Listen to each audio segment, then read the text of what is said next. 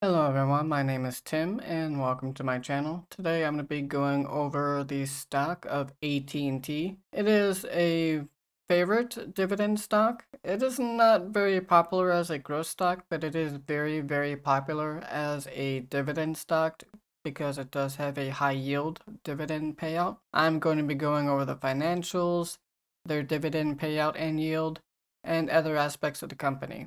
If you like this video, don't forget to hit the like and subscribe button down below. It greatly helps out my channel and helps it grow.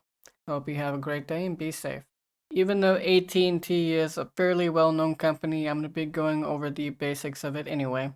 It was founded in 1983. It's headquartered in Dallas, Texas. It provides telecommunication, media, and technology services worldwide. The company operates through 4 segments: Communications, Warner Media, Latin America, and Xandr.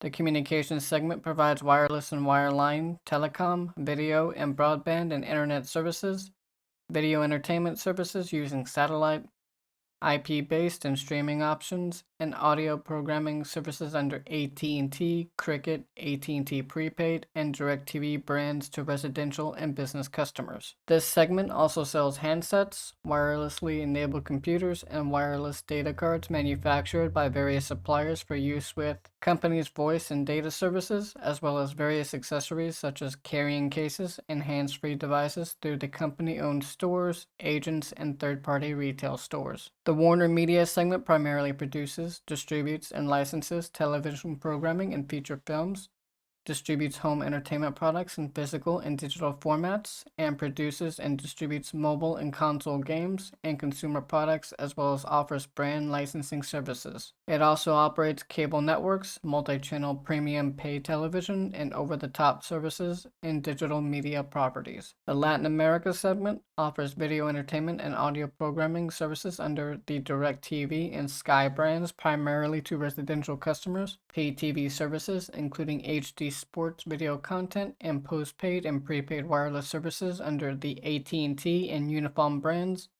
as well as sells various handsets through company-owned stores, agents, and third-party retail stores. The Xandr segment provides digital and video advertising services. The company was formerly known as SBC Communications and changed its name to AT&T in November 2005. As you can see in this 5-year graph of AT&T stock price and performance, that they have a very kind of spiky stock price, but overall, for the most part, they moved sideways for quite a while. Then the stock price value did drop towards the late 2018, where it rose significantly before the pandemic that hit in 2020, where it dropped sharply and still hasn't recovered. It's basically just been trading, aside from small spikes here and there, it's been trading sideways.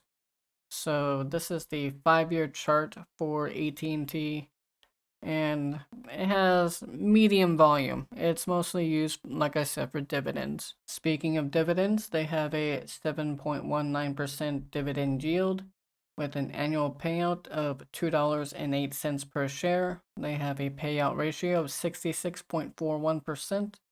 They have a 2.04% 5-year growth rate and a dividend growth rate of the last 36 years. They pay quarterly, so that equates to 52 cents per share per quarter. They just had the previous ex-dividend date on January 8th of 2021. Their next ex-dividend date isn't going to be till April of 2021.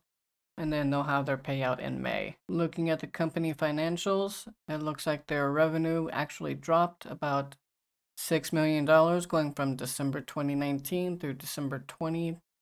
That is a little bit misconceiving because the revenues dropped by $10 million over that year, but their operating costs also dropped at the same time. So that evened out a little bit, but they did still increase their dividend. You can see here in their dividend per share that they did raise their dividend per share from $2.05 in 2019 to $2.08 in December 2020. Even after the loss in revenue, they were still determined to increase their dividend. and maintain their dividend aristocrat status. Now I'm on TD Ameritrade Income Estimator. This is one thing I always like to do to just find out how many shares of a dividend stock I would need in order to get to $1,000 monthly dividend income. Using AT&T alone, what you would need to do, since they pay quarterly, have a dividend yield of 7.19%, you would need 5,775 shares with a market value today on February 8th, 2021 of $167,070.75, with an estimated annual income of $12,012, bringing your estimated monthly income to $1,001. Here is a dividend calculator that basically would compound dividend returns, starting with a principal of $2,000 with a extra monthly contribution every month of $250 at the annual dividend rate of 7.19%, with a dividend growth rate of 1.5%, which I calculated by taking the difference between the dividend prices that they've been paying over the last couple of years. According to the Seeking Alpha, they have a 2.04% growth rate over the last 5 years. And over the next 20 years, if you were to invest this way, in the first year, you would have $144 in dividends, bringing the total value to $2,144. At 10 years, you would have $3,732 per year in dividend income, bringing your total value to $49,131 that year. And at year 20, you would have $17,158 in dividend income per year, with a value of $196,995. And this is at trackyourdividends.com/dividend-calculator.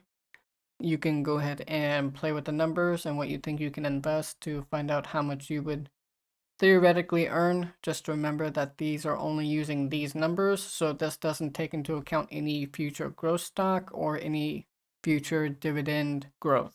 Thank you for watching the video. Hope you enjoyed it and found it helpful and informative.